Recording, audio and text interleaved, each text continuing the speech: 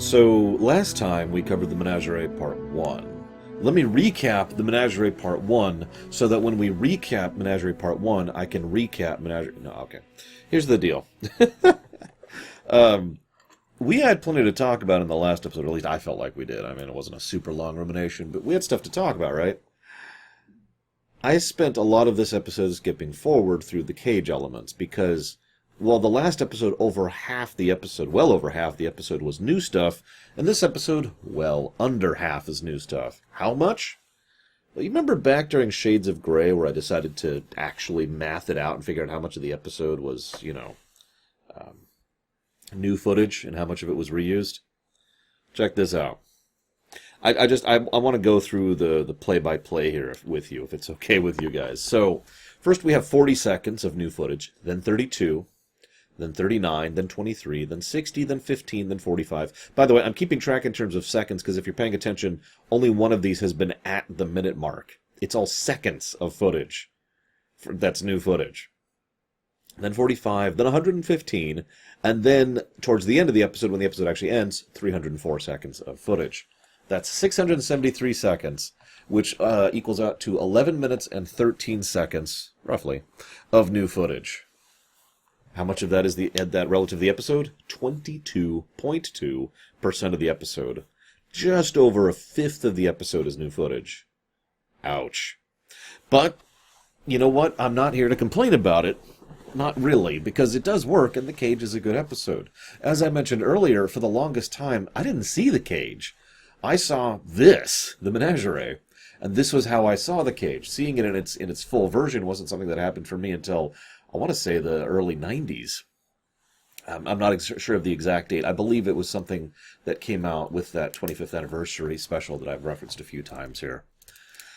But as a ruminator, that doesn't leave me a lot to talk about. I do want to mention something interesting. This episode, these two episodes combined actually got a Hugo Award for dramatic presentation. And I can see why. But I do also have to mention that the seams really do show a little bit. Let's go through the episode that's not The Cage. So we start off, there's a captain's log recapping the events of the last episode. Now, despite my joking, I don't mind that. Because, again, the times, right? It was normal for people to not actually have episodes all listed in order, and they didn't exactly have VHSs or DVDs or whatever. Binging wasn't even a concept yet. I mean, it was, but, that was the really esoteric people who did that, who had the money and the time and the interest. So, long story short, the initial recap doesn't bother me. What bugs me is the narration. Repeatedly for the first, I'd say 20 minutes of the episode, it'll just cut back. You know how I kept mentioning there was like a 20-second part and then a 30-second part? That was just a cut back to Kirk, who would then narrate the events of the episode that we were watching. I don't know how to properly explain how redundant this is. It's like watching someone... Here, check this out. So, I'm going to demonstrate.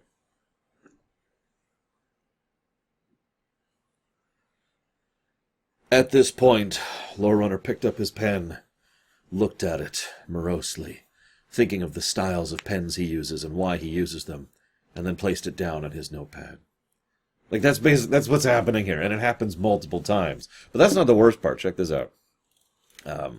We do have an explanation of the illusion. This is actually one of the only recaps that I'm okay with, because it specifically sets up the point of the episode. They mention how even though he's been in his cell this entire time, this is nevertheless something that, he is something that he'll still feel and explain, and you get the idea. So then we have another recap, and then we have another recap, then we have another recap. I'm not making fun. This is actually what happens. Then we have a really weird commercial break. It cuts to the bit where Vina is the Orion slave girl. Dancy, dancy, woo! And Commodore Mendez just has to make this comment about, I hear they're incredibly sexy and no living man can possibly resist them. I mean, I guess she's cute, but I don't know. But no, the reason that this is so egregious for me is just kind of a... Really? But then it's a commercial break. I want you to imagine you're watching this in the day and it's like, no living man can resist them. They're super sexy. I'm going to talk up their sexiness. Cut to commercial. And then it comes back from commercial, still in the middle of the Orion section, where we have another recap. At this point, it is, like I said, just narration. Kirk is just narrating the cage for us, which really actually hurts the presentation of the cage, if I'm just being completely blunt. Then the worst part of the episode happens. This bugged the crap out of me when I was a kid. I was actually looking forward to, no joke, I was looking forward to digging into the behind the scenes and the makings of, to finally be able to understand what the crap was going on with this scene. Turns out they just needed a little bit more filler. That's it. That's the big reason. Because what happens is the images just stop. And Spock's like, oh, wait.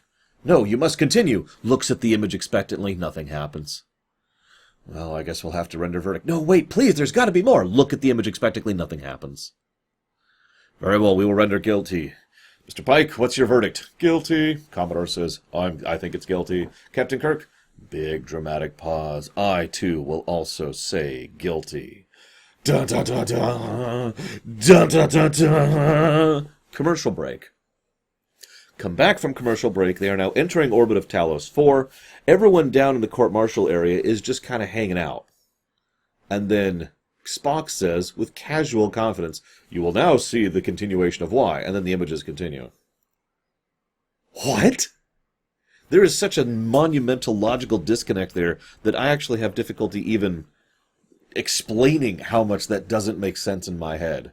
Imagine for a moment a court-martial where a guilty verdict has just been handed down, and then what happens is they go, and they sit back down, then they get the word from the bridge, and then they keep watching evidence for the trial.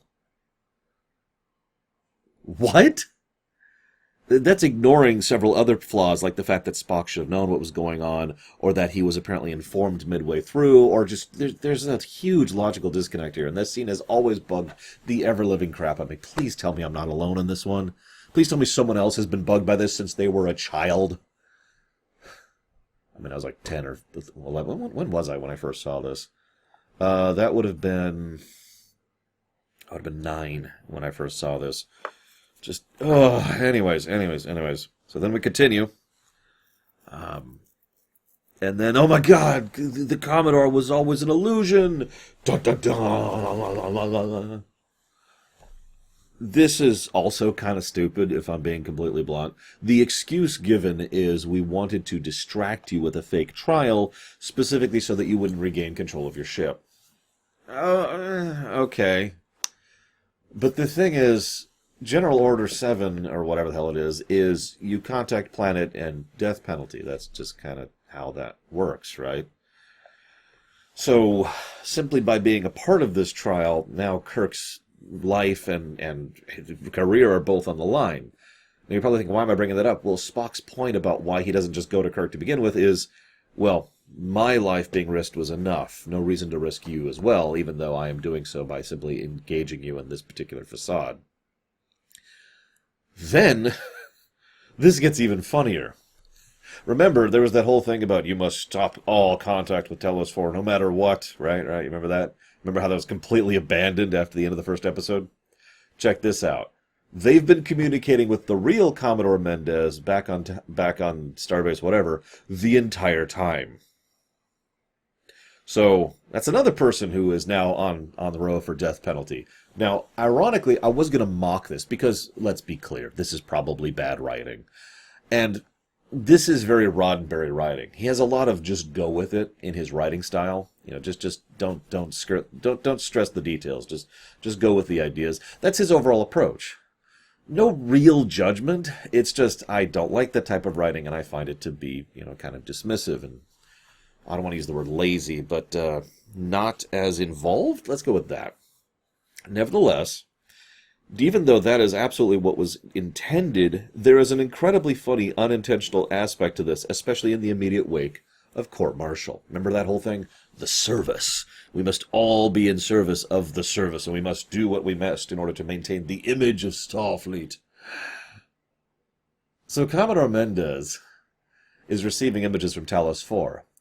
As soon as he receives those images, he realizes where they're coming from. It's like, oh God, they're going to put the death penalty on me. Unless he realizes that with his authority, he could rule that in this this one circumstance, we'll just go ahead and I'll allow this. We'll revoke the death penalty this time around. And you, Kirk, you decide what you want to do on your authority. That way the ball's in your court, and I have nothing to do with any of this. It's wonderfully underhanded and almost assuredly unintended.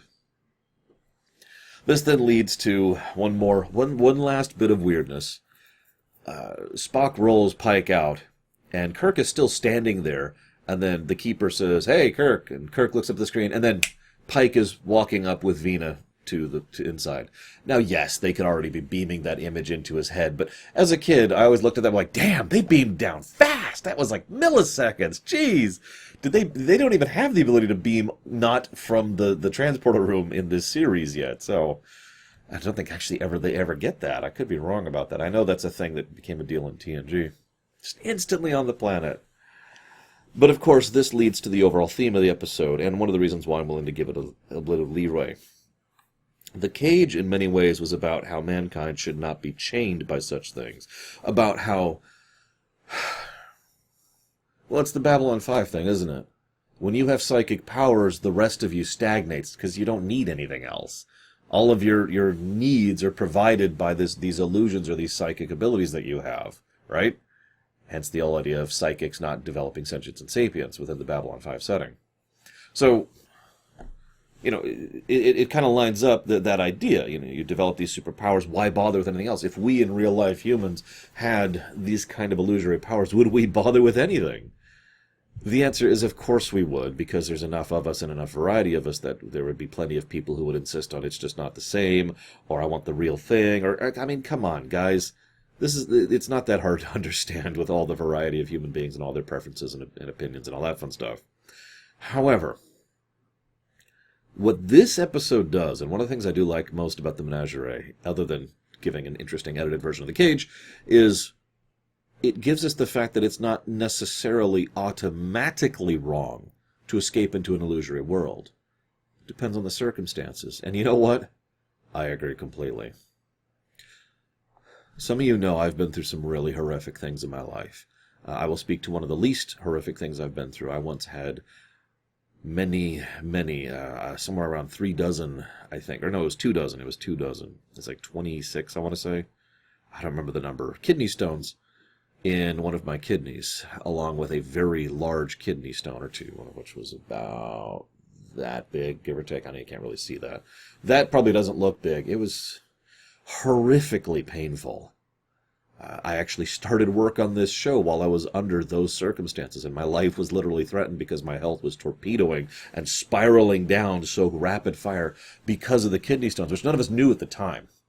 We didn't know the root cause. Once that surgery happened and those were removed, my health has recovered and has basically never stopped recovering ever since. I've been getting better and better over the years. So that's nice. But what I'm trying to bring your attention to is the horrific, nightmarish pain I was in. And you know what I did to escape that? You see my point. The idea that under specific circumstances, escaping is not necessarily a bad thing, especially when it's the only thing you can do to cope. It's the only thing you have available to you. I didn't have any other options, and neither does Pike. Pike can't just walk up and fix himself because the medical tech just isn't there, and there's no magic, and the cues don't exist yet. So he's stuck. Isn't then him living in this illusory world with Vina, who is apparently still alive, it's only been a few years anyways, is that not something that is worth it and an acceptable outcome?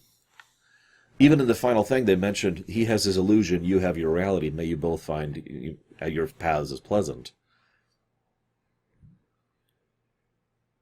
There's just something well-wishing in that. There's a lack of malevolence, which I like about that. I don't know. Food for thought. What do you guys think? I am, as ever, looking forward to your comments on this very, very short rumination. I hope you've enjoyed. I'll see you next time.